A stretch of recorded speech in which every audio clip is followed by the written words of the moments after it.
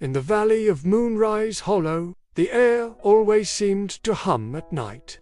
It wasn't a loud sound, more like the soft sigh of wind through grass, or the gentle splash of a fish breaking the water's surface. And in the very heart of the valley lay a lake. So still it was as if someone had poured a giant mirror between the hills. By day, it was blue as a summer sky, reflecting drifting clouds and the white wings of swans. By night, it became something else entirely.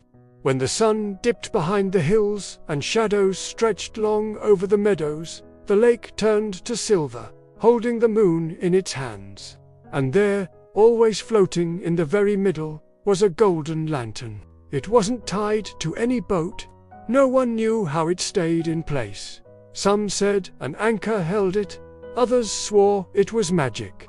But everyone in Moonrise Hollow agreed on one thing. The lantern had been there for as long as anyone could remember. And as long as it glowed, the town was safe.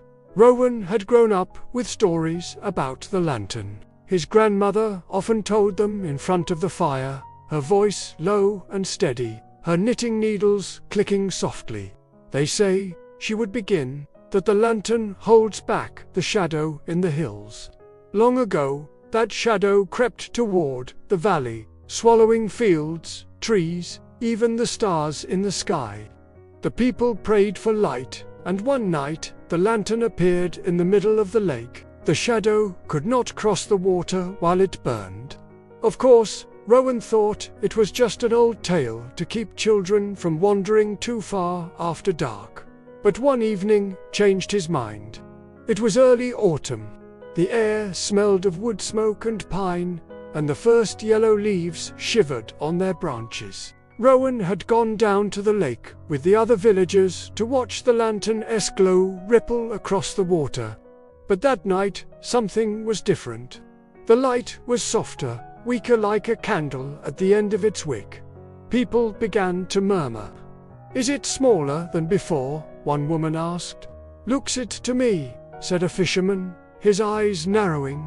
"If it goes out," someone else began, but their voice trailed away. Rowan couldn't stop staring. There was a strange movement in the water near the lantern's more ripples, where there was no wind. His chest tightened, though he didn't know why. When the crowd began to drift home, Rowan stayed behind. The moon climbed higher, pale and round, silvering the lake's surface. Alone on the shore, he crouched, hugging his knees, eyes fixed on that golden light, and then he saw it. A shape moved beneath the lantern, quick as a darting fish. The glow wavered. The chain holding the lantern rattled faintly. Then the flame sputtered and bent low. Rowan didn't think. He ran to the edge, kicked off his boots, and waded into the freezing water. The cold stabbed at his legs, but he pushed forward, each step sending out rings of silver moonlight.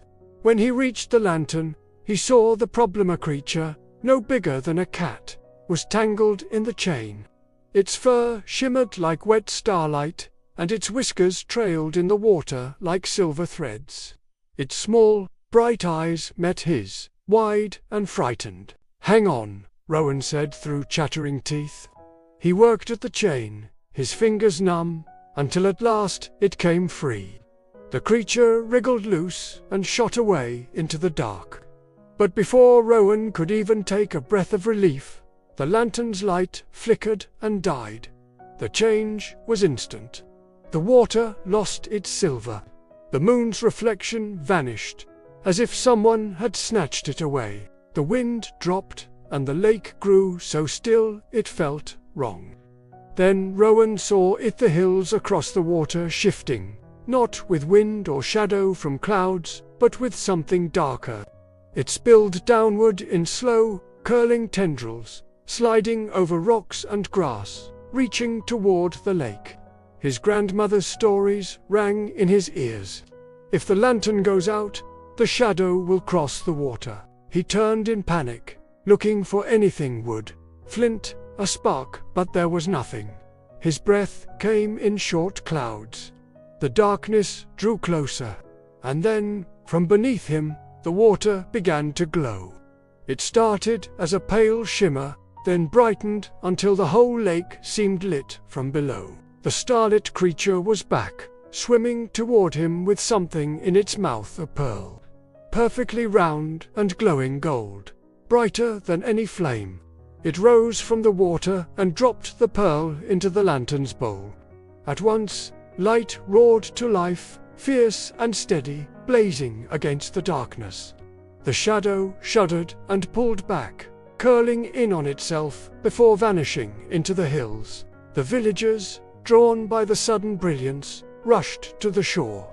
Faces lit with awe and relief. They whispered to one another, though none could explain what had happened. Rowan just stood there in the water, holding onto the lantern, his heart thudding hard. The creature gave one last chirping trill before diving deep and vanishing into the glowing depths. From that night on, the lantern in the lake burned with a living light, warm, golden, and unyielding. And though Rowan never told anyone the full truth, he often returned to the shore alone. Some nights, when the moon was bright and the lake still, he'd see faint ripples moving toward the lantern, and the glint of starlit fur just beneath the surface. And every time, he smiled.